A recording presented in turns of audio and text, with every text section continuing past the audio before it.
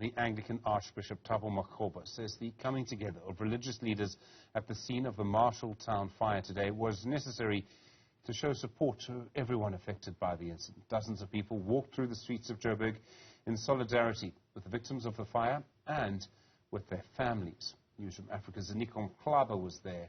He joins us now. Ziniko, good afternoon to you. Must have been a very sober, a very somber affair today.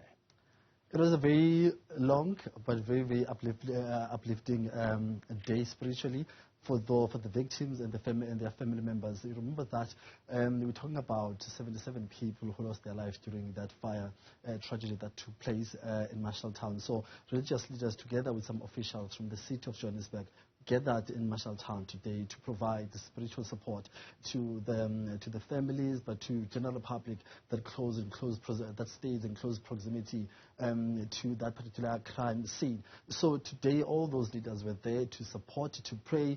But what came out, or what ended up happening during that particular session, is that as the officials were walking around doing their silent prayer, they started engaging with the victims. They also came across some people who had been accommodated at one of the shelters towards Southgate.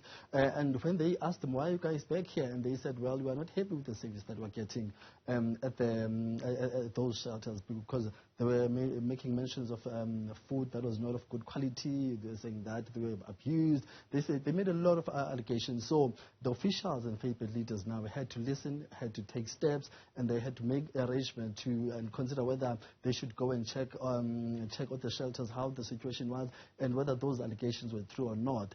But what became more interesting for us as media journalists, but also the leaders who were making that work, or who were embarking on that work, was the allegation that was made by one gentleman who said he cannot bury one of his children who he had lost during that day because city officials or government officials were demanding 700 rands, which was not the case as far as the rules or the requirements for you to access the body of your family member. So that was one of the allegations, and it had to be tested. So I'm not sure if you have that clip and take a listen to it.